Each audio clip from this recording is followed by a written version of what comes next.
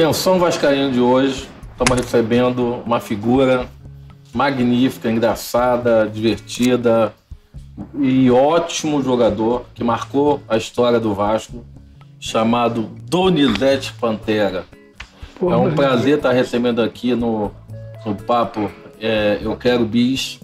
A gente, quase toda semana, a gente tem feito esse papo com ex-jogadores, ou jogadores atuais, ou ex-treinadores que estão vindo no canal. E eu tenho o maior prazer de estar recebendo o Donizete aqui, porque marcou história no Vasco, campeão em 1998 da Taça Libertadores, um jogador que fez uma dupla formidável com o Luizão. Quando o Vasco, na verdade, tinha perdido a dupla que tinha de 97 campeão brasileiro, que foi Evaí e Edmundo, o Vasco contratou nada mais, nada menos do que Luizão e Donizete Pantera. Donizete, é um prazer estar recebendo você aqui. Obrigado, amigo. E a primeira pergunta que eu faria para você é como que começou a tua carreira? Eu sei que você começou no Volta Redonda e depois você foi para o Botafogo, mas queria que você falasse num papo que nós vamos ter aqui, como que começou a tua carreira até nós chegarmos ao Vasco? Então, a minha carreira começou o seguinte, eu sou mineiro, né? Todo mundo pensa que o Donizete é de Volta Redonda, assim. Eu nasci em Prados, Minas Gerais, fui para Volta Redonda porque meus pais foram tentar a vida lá em Volta Redonda, trabalhar na Companhia Cirúrgica Nacional, e ali eu fui para Volta Redonda com 5 anos de idade. Aí eu fiquei desde a categoria de base do Volta Redonda, ou seja, infantil, juvenil, e terminei juniores e terminei me profissionalizando em 87 com Volta Redonda. Volta Redonda, quando eu me profissionalizei em 87, o Volta Redonda me emprestou para o São José de São Paulo. Aí eu fui muito bem, vim para o Botafogo em 89. 90 eu cheguei ao Botafogo. Do Botafogo me fui vendido ao México. Aí joguei lá no Tecos, no Tigres, no México. Não, no Tecos. Vim pro Botafogo. No Botafogo eu encontrei com você lá no Verde Kawasaki, no Japão. Nós nos encontramos lá. Para quem não sabe, Donizete e eu, nós jogamos no Verde Kawasaki em 1996, depois que tinha sido campeão pelo Botafogo brasileiro em 95. Ele foi vendido para o Japão por um preço astronômico, porque na época os dois maiores atacantes do futebol brasileiro eram ele e o Túlio. E ele foi vendido para vir jogar no Verde Kawasaki e nós jogamos juntos em 96. Exatamente, foi um prazer, foi fantástico, né, Bismarck? Jogamos juntos lá no Verde Kawasaki, foi uma honra ter encontrado o Bismarck lá. Depois eu saí do Verde Kawasaki, fui pro Benfica, com o Paulo Autori lá no Benfica. Do Benfica eu vim pro Corinthians. Nelson Batista, que nós trabalhamos com ele no Verde Kawasaki, ele me trouxe para o Benfica, do Benfica ele me trouxe para o Corinthians, o Nelson Batista.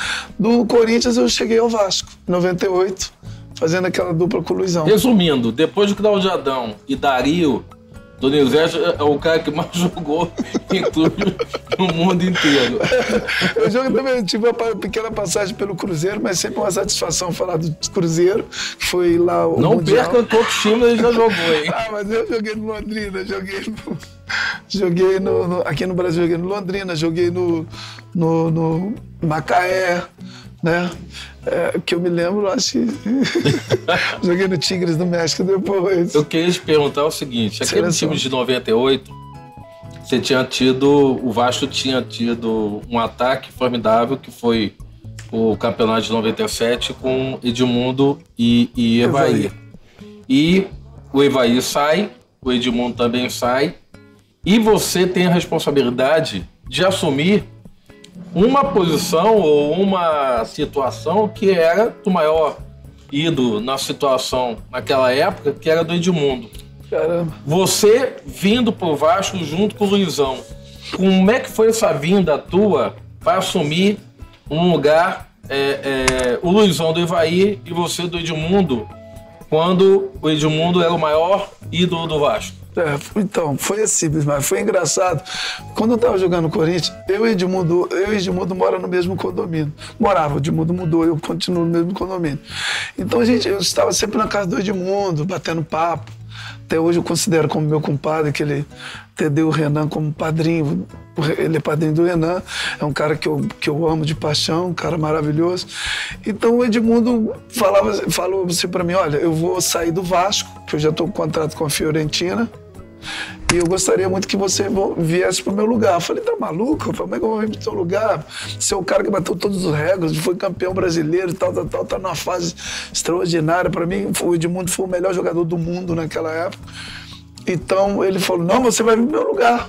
Mas só que a gente estava ali tomando uma cervejinha na época, eu falei, pô, você vai passar, acho que é Miguel, né? Rapaz, foi eu sair dali, e quando eu sentei no sofá de casa, eu saí dali na época, eu lembro que era 1h30 da manhã. Fui pra cá, a gente morava no mesmo condomínio, eu cheguei em casa. Quando eu cheguei em casa, tava dando no Jornal Nacional que o Edmundo tinha me indicado para substituí-lo. Eu falei, caraca, tá doida, pai? E o telefone não parou, né? Porque eu substituí o cara. O telefone bombando, eu ainda tinha contrato com o Corinthians. O Vanderlei Luxemburgo era o treinador do Corinthians. Ele tinha feito um esquema para me jogar no Corinthians, com o Miller. Então ele já tinha até levado o Miller, ia ser o ataque, eu e o Miller, no Corinthians. Eu falei, pô, que legal jogar no Corinthians com o Miller, vai ser de sucesso total. Quando o Edmundo fez isso, ele mudou a minha cabeça. Queria ficar no Rio, porque eu estava viajando para todo lado, eu queria dar uma sentada aqui no Rio, ficar aqui no Rio, curtir um pouco o nosso clima aqui do Carioca. Aí eu pensei, falei, pô, eu fiquei em casa ali com a minha esposa, com a Andréia, pensando. Era uma responsabilidade enorme, pô, né? Imagina, eu tremei, cara. Aí quando eu vi eu fui dar o tamanho do crédito assim, quando o Eurico e o Isaías Tinoco foram me buscar lá em casa. Ele chegou lá, quando eu sentei no sofá, passou meia hora, quem chega lá? Eu vi uma fumacinha assim, porque eu sentei no sofá, minha casa é toda de vidro. E eu vi no portão pequenininho assim, uma fumaça passando por debaixo assim do coisa, e uma fumaça. Falei, pô, índio não pode ser, uma hora tava um calor danado. Era a baforada do charuto do Eurico. Aquela baforadona que ele dava do charutão, subia a fumaça, falei... Tipo assim, chegou o homem. Falei pro André, não, eu não sabia que era ele, não. Ninguém falou nada, não, meu irmão. Ele chegou de surpresa. Aí eu falei pra minha esposa, falei, André, tem uma fumaça subindo lá no portãozinho, vou lá nada. Ou você achou que tinha Pai do Santo? Preto velho, tá amarrado em nome de Jesus. Falei, alguma coisa tá lá, meu irmão. Quando eu cheguei, eu falei, caraca, eu vou lá. Aí tocou o interfone. Aí quando eu olhei assim, eu vi uma barrigona grandona e vi um cara magrinho. Falei, cara, esse cara é o Eurico Miranda, mano. Caraca! Falei pra minha esposa aí, o Eurico Miranda tá aí. Aí eu fui lá, abri o portão, fala meu filho, aquela perna dele. Não, fala meu filho, já deu que é baforada. Quer jogar no Vasco ou não quer? Não, ele falou nada, só ele seguiu entrando. Eu abri o portão, ele seguiu entrando, tudo bom? Falei, tudo bem, doutor, como é que você tá? Foi lá, ele entrou lá na sala, sentou lá no sofá lá, tem Coca-Cola aí? Eu falei, não tinha, mas a gente arruma, né? Aí mandei comprar Coca-Cola. Isaías quis tomar água, aí para Coca-Cola e água, ele com o charutão cafungando lá, falou, ó, amanhã você tem que se apresentar lá no São Januário. Falou assim, desse jeito? Mas eu já tinha feito. Sem contrato, sem discutir, sem contrato, sem nada. Amanhã você tem que ir pro São Januário. Falei, pô, beleza. Que horas? 3h30 lá, sua apresentação. Falei, mas nesse coisa toda, eu já estava com um contrato com o Flamengo. Assim, porque o Léo Rabelo era meu empresário e o Corinthians já tinha fechado com o Flamengo. Que mistura, hein? Saindo do Corinthians, o Corinthians querendo que você ficasse, o Flamengo querendo que você fosse e o Eurico chega lá com o charuto. Exatamente, a gente tinha fechado praticamente com o Flamengo. Eu pensei que eu ia até me apresentar no Flamengo. O Léo Rabelo falou, ó, você vai jogar no Flamengo, o Flamengo te quer. Aí quando o Eurico chegou lá, eu fiquei assustado, porque o meu empresário não ligou, não falou nada. Sim. Ele chegou e falou, ó, você tem que ir lá para você apresentar amanhã. Falei, beleza, eu vou. Eu sou bem doido da cabeça. Falei, já que ele falou que eu tenho que ir, eu tenho que ir. Por quê? Ninguém me foi buscar na minha casa. Quem foi me buscar na minha casa foi o Eurico Miranda, meu irmão. O cara chegou e falou pra mim apresentar. Eu falei, então eu vou, doutor, contigo eu vou. Aí ele, sem contrato, sem nada, e além do mais, o aval do meu padrinho, que eu falo que é o Edmundo. Sim. Falei, meu irmão, vou com tudo. Só que aí eu vi o tamanho da responsabilidade. O Eurico foi te buscar da tua casa E o Edmundo falou que eu ia substituí-lo. Quando eu cheguei em São Januário, que eu vi aquela galera toda gritando meu nome, eu falei, meu Deus do céu, o que eu tô fazendo aqui? Não, as pernas tremeram. E é engraçado porque eu acho que pouca gente sabe dessa história, de que o Eurico ganhou de tirar você do Corinthians e você não ir pro Flamengo, porque ele tomou essa decisão e essa iniciativa de ir na tua casa de buscar. Exatamente. Você chegando ao Vasco, você achava que o Vasco, por ter sido campeão brasileiro, iria fazer um time tão forte como fez em 98, que o time engrenou na Taça Libertadores, que ganhou da forma que ganhou? Então, Bismarck, a gente que joga bola, a gente sabe. Ter uma base forte é tudo, né? Você tem uma base forte. E o Vasco sempre tem... São 2 jogadores, mas o Vasco contratou. O Vasco contratou o Wagner, o Vasco contratou que diga de passagem, era um excelente jogador, que jogava em todas as posições, o Wagner. Jogava de lateral, jogava de volante, jogava de meia atacante. Exatamente. Onde botava, ele jogava. Eu não sabia que eu ia ir tão bem assim no Vasco, porque a gente não sabe, mas eu sabia que eu ia doar, eu ia me dar, assim, dar todo o meu amor pelo Vasco para poder não chegar aos pés do Edmundo, que é impossível você chegar aos pés do Edmundo, mas eu fazer de tudo para que o Vasco ficasse feliz com o meu trabalho. E isso foi feito, né? No início foi muito difícil, porque a torcida ainda não tinha esquecido o Edmundo, ou seja, nunca esqueceu o Edmundo. Mas tô falando assim, o Edmundo saiu, a torcida ainda queria que o Edmundo voltasse para disputar a Libertadores, aí ficava fazendo aquela pressão nos jogos. No início, quando as coisas não funcionavam, eles ficavam gritando o Edmundo. E o Lopes também, ele estava com uma função, quando eu joguei no Corinthians, eu estava mais solto. E quando eu cheguei no Vasco, o Lopes... E queria que você se posicionasse mais pelo lado direito. Exatamente. E eu fiquei um pouco preso na marcação. E eu era um jogador muito forte, sempre fui muito forte. Então eu falei com o Lopes, Lopes, eu preciso de mais liberdade. Pela pressão que está sendo exercida em mim, pela contratação que foi feita através do nome Edmundo. Então eu preciso de mais liberdade, eu preciso sair disso aí. Ah, não, que você... Só que... Aí foi uma briga com o Lopes, que o treinador tem disso, né, Bismarck? Ah, você quer se meter no meu sistema, no meu esquema, não sei o que. Eu falei, não, eu preciso de mais liberdade. Aí eu me lembro que ele chegou no jogo, nós tínhamos empatado ou perdido, o início não foi bom. A torcida estava pegando que o início do Vasco não foi bom. 2, 3 jogos a gente estava meio que capengando. Aí eu falei com ele, ele falou assim, foi um jogo contra o Grêmio aqui. Ele falou assim, eu estava no vestiário, aí ele me chamou, aí, pô, e aí, você tá falando demais do esquema tático, o que você quer? Eu falei, eu quero mais liberdade. Tá bom, vou te dar liberdade, mas se você não jogar bem, você tá sacado do time. Eu falei, caralho, sem pressão, né? Eu falei, beleza, eu aceito. Aí ele falou, então você fica à vontade. Aí 2 minutos, 3 minutos de jogo, a gente tinha dado passe pro Luizão. E você fez o gol, fez o gol. Fora da área. Foi o melhor assim, jogo meu.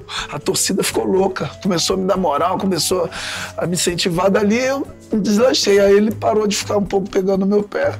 E eu comecei a jogar e fui melhor jogador da Libertadores. Você acha que esse jogo contra o Grêmio foi um divisor de águas para que o Vasco alcançasse a ganhar a Libertadores? Foi um jogo que o Grêmio também, como se fala até hoje, o Grêmio é um time do mata-mata. O Grêmio é um time copeiro. Você acha que passando pelo Grêmio, ali deu mais confiança, porque depois vocês tiveram um jogo muito mais difícil também, que foi contra o River, lá, principalmente lá que foi empate.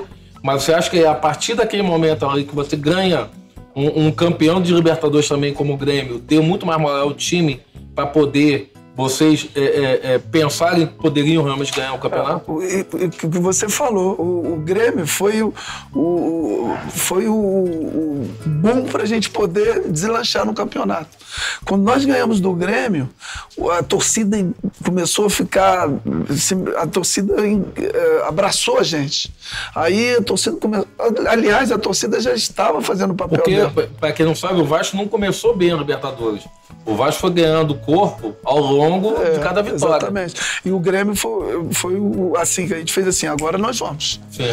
Porque derrubar o Grêmio não é para qualquer time. Então nós derrubamos o Grêmio e aí nós conseguimos respirar. O meu futebol, que era muito importante, cresceu, porque eu fui titular absoluto, então meu futebol cresceu, eu comecei aí a dupla Luizão Donizete, começou a deslanchar, começamos a fazer gol todos os jogos, junto com o Pedrinho ali na frente, com o Ramon, com o Juninho Pernambucano, com o Wagner, ou seja, o jogador que entrava ali, entrava e aportava o seu talento, a sua qualidade para o Vasco e sobressaía a qualidade dos atletas que entravam naquele momento. Então, o Vasco começou a todo mundo jogar bem. Sim.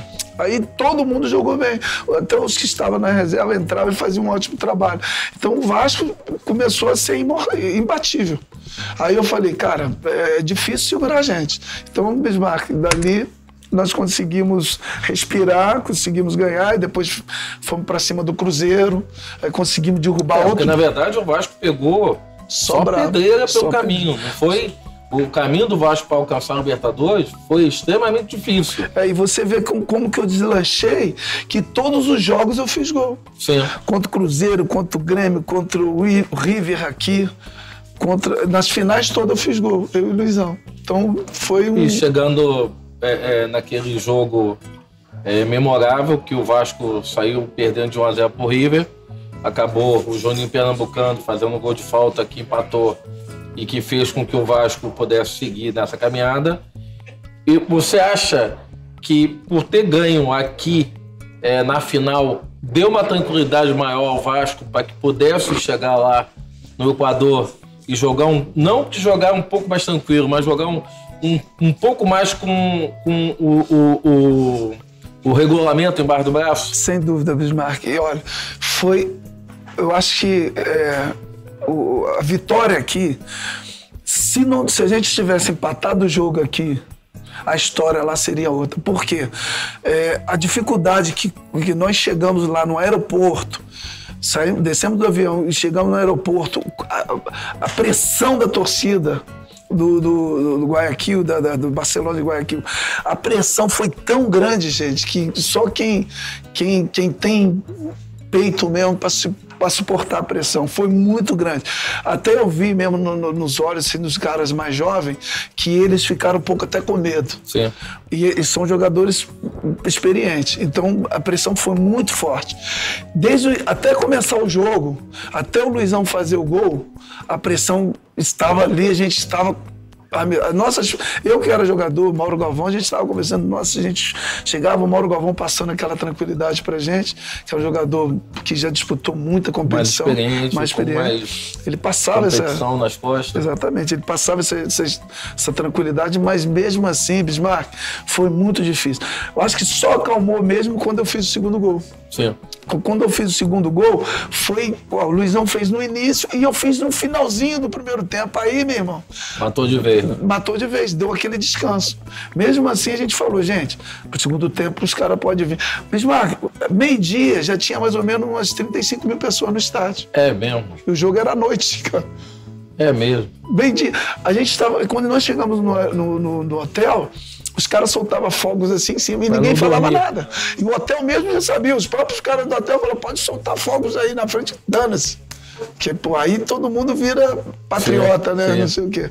Então foi muito difícil. A gente teve que dormir com o negócio assim para não escutar. Para vocês que são mais jovens, antigamente na Libertadores, eu acho que até hoje, de vez em quando tem isso, o time que ia jogar no campo do adversário, a torcida tinha mania, e ainda tem mania em alguns países, de ficarem jogando rojão, fura-balão de fogos perto do hotel para que os jogadores não durmam. Exatamente. E justamente para que o jogador durma mal e, em consequência disso, também não jogue bem. Uhum. E isso teve essa pressão, mas que o Vasco já, no primeiro tempo, matou o jogo. Não, e quando nós chegamos no vestiário para trocar, os caras jogaram fumaça.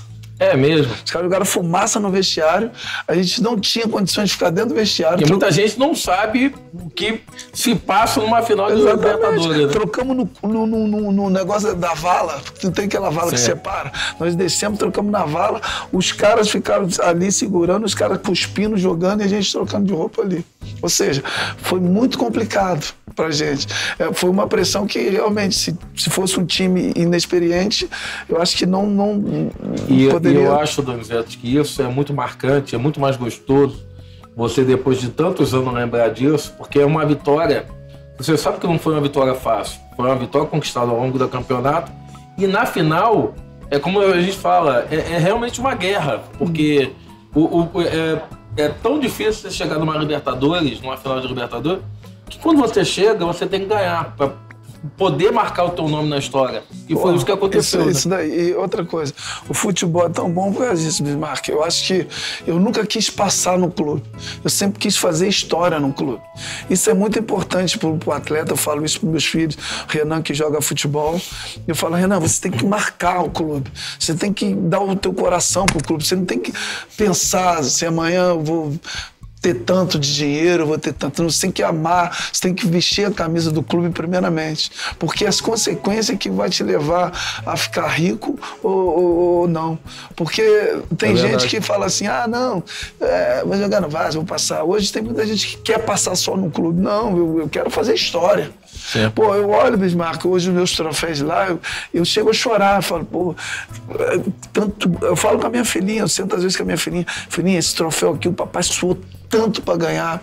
Verdade. Papai ralou tanto, filhinha, você não sabe, porque às vezes as pessoas deixam o troféu dela ali, passa todo dia ali, não beija. Eu beijo o meu troféu ainda, você acredita? Eu beijo os troféus, eu lustro, beijo ele, porque eu sei como é que foi difícil para ter aquele troféu. Então aquele troféu foi uma coisa que não é qualquer um que conseguiu conquistar aquilo ali. É verdade, então, e eu sempre falo que é tão difícil você ganhar um campeonato, que quando você ganha, você tem que comemorar esse campeonato muito. Exatamente. Tem que comemorar uma semana, 2 semanas, um mês, porque a gente sabe o quanto é difícil ganhar um campeonato, principalmente de uma taça Libertadores. Eu queria passar da Libertadores já para a final, que foi contra o Real Madrid, de você nos falar como que foi essa preparação, porque muitas vezes nós vascaínos vamos falar, poxa, é uma oportunidade que o Vasco tinha realmente de ganhar um campeonato marcante para a torcida do Vasco, que é o Mundial. Mas era contra o Real Madrid. E era um jogo dificílimo do Real Madrid, com o Roberto Carlos, com o Raul, com todos aqueles jogadores excelentes que o Real Madrid tinha. Mas o Vasco, naquele jogo, quando o Vasco tomou o gol, o Vasco estava muito menor em campo, que foi o gol do Raul que originou a derrota do Vasco. Mas o Vasco, quando empatou com o Juninho Pernambucano, o Vasco foi para cima. Eu queria que você contasse um pouquinho dessa história, desse jogo, o que na tua cabeça ocorreu. Eu que participei desse jogo lá, né? Foi um jogo assim, eu acho que todo o trabalho foi feito para que nós trouxéssemos a vitória, consequentemente o título. Alimentação perfeita, os tratamentos profissionais de todos os tipos, de todos... O preparador físico, o Bebeto, que era excelente. Espetacular. Então, eu acho que tudo foi feito. O Lopes, um ótimo treinador. Ou seja, tudo. Até cozinheiro brasileiro foi levado para lá para que fizesse a comida de acordo com o que os atletas estavam acostumados. Então, foi tudo perfeito. A única coisa que eu achei que errou foi o Lopes. No sentido de que o Valber, para mim, é um dos maiores jogadores que eu já vi jogar. E o Valber, ele estava quicando nesse jogo, nesse campeonato, e o Lopes viu. E o Lopes colocou o Vitor, que era o jogador de origem, mas não colocou o Valber. Eu acharia que naquele momento ali, o Valber estava melhor. Aquele come que o Vitor tomou ali, o Valber não tomaria. Por quê? O Valber estava muito mais seco para jogar, muito mais maduro, muito mais tal. Tudo bem, eu só tô dando o que eu achei. Eu achei que, minha opinião, eu achei que o Lopes, por ser um treinador maravilhoso, mas eu achei que ele errou ali. Ele teria que ter colocado o Valber. E todo mundo falou, se o Valber tivesse jogado, pela experiência que o Valber tinha, pela malandragem de bola que o Valber tinha, eu acho que esse jogo era muito importante o Valber estar. E o Valber não esteve, e aí aconteceu o quê? O gol que o Raul faz, o Bismarck, foi muita infantilidade nossa, dos dois jogadores, eu não sei se o Divan e o Vitor, entrar daquele jeito que entrou. Vai travando, vai segurando. A gente deu um bote, o cara tirou. chutou de... parecia um bote infantil. Ameaçar, fez gol.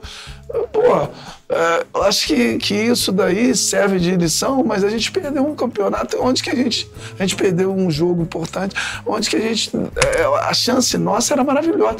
Você pode ver que, igual você falou, a gente massacrou o Real Madrid, o Pernambucano, o Juninho jogou um bolão, o Felipe jogou demais, eu joguei bem, Luizão, ou seja, o time todo, Pedrinho, o time todo tava bem pra caramba. Se a gente não toma aquele come ali que o Vitor e o coisa tomou, ia ser pênalti. Se fosse para prorrogação e o Vasco tinha condições totais de ganhar, porque o Vasco cresceu na partida. O Vasco, a partir do gol de empate, o Vasco tomou conta da partida. E para quem não sabe, o Real fez o gol aos 42, 43 minutos, praticamente no final do jogo, que praticamente matou a conquista do Vasco. Não, e o primeiro gol também do Real Madrid... Foi um gol sem querer que bateu na cabeça. Exatamente, a bola ia lá do outro lado, não tinha nada a ver. O Nasa, que para mim foi um dos caras importantíssimos do Vasco naquela época, ele colocou a cabeça, claro, para tirar, mas deu azar com a bola. Foi um chute do Roberto Carlos. Exatamente, mas ela ia, Bismarck, lá do outro lado, ela não tinha direção do gol. Sim. Então não era nem pro Nasa ter colocado aquela cabeça, ameaçava, tirava a bola e ia embora, pela pressão que o Roberto Carlos chutou. Ou seja, para você ver que foi, assim, um gol... O Real Madrid não fez nada para ter feito um gol, assim, que a gente falou, caraca, que jogada é essa, que gol foi esse? Não fez nada. Então foi um erro nosso. Mas o nosso jogo, as nossas jogadas eram estratégicas.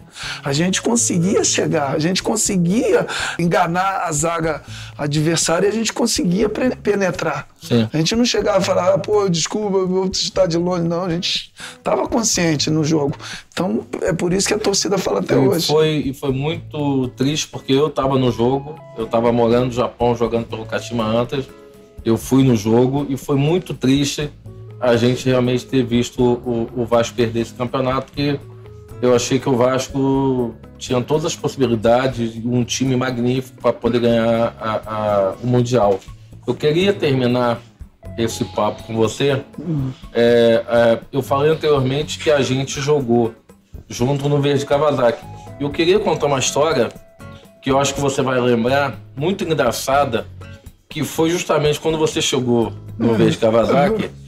Os jogadores, assim, eu era praticamente um intérprete e tradutor para você, porque você não falava japonês. É verdade. E uma até coisa hoje não falo. E uma coisa muito engraçada, que eu lembro, que quando você chegou no Verde Kawasaki, você tinha um cabelo grande, que era um cabelo que era amarrado no cabelo que você tinha. É mega ré. É mega ré. É mega ré. E uma coisa que eu nunca esqueço, e eu acho que você vai lembrar, que um dia eu entrei no teu quarto e você tava cheio de cabelo do lado da cama, assim na cabeceira, que você colava esses cabelos e você falava pra mim que você tirava esse cabelo para dar um descanso no cabelo que você tinha. E aí, um dia, para você descansar esse cabelo, você chega no treino e os jogadores falam assim: porra, Donizete, legal, você cortou o cabelo. E você, como não sabia falar, não falou nada. E eu também não falei nada, não quis falar nada. E aí, os jogadores falam: porra, Donizete, tem um tato no cabelo, né? Porra, tá com o cabelo baixinho. E no outro dia, você me aparece com o cabelo grande de novo. Você lembra disso? Que os jogadores ficavam assim: cresceu de ontem pra hoje? Você lembra disso? Que os jogadores queriam tocar no teu cabelo porque eles não sabiam que era cabelo amarrado. Não é, porque o japonês sempre tem cabelo bom, né? Sim. O japonês já tem o cabelo... Não, mas era no meu estilo, né? Era um trabalho danado. Você lembra, né? que quando a gente jogava no frio, saía até fumaça do cabelo? Lembra? O frio saía a fumaça do teu cabelo e falava: vai explodir, Donizete. Você lembra disso? No outro dia, quando nós chegamos, aí os caras: que isso, Jean? Como que o cabelo dele cresceu? Aí que eu fui explicar que o teu cabelo não era cabelo, que era mega ré, e aí eles começaram a tocar. Hoje não é mega ré, extensão que falava, colocava extensão, é chique hoje. Por isso que eu queria contar essa história, porque eu acho que fantástico. foi uma história tão engraçada e infelizmente, do Verde Kawasaki, o time não foi bem no começo, fisicamente nosso time não estava bem, e o Donizete acabou sendo vendido para o Benfica e seguiu a carreira dele belíssima, depois voltando para cá para o Brasil e sendo campeão no Vasco.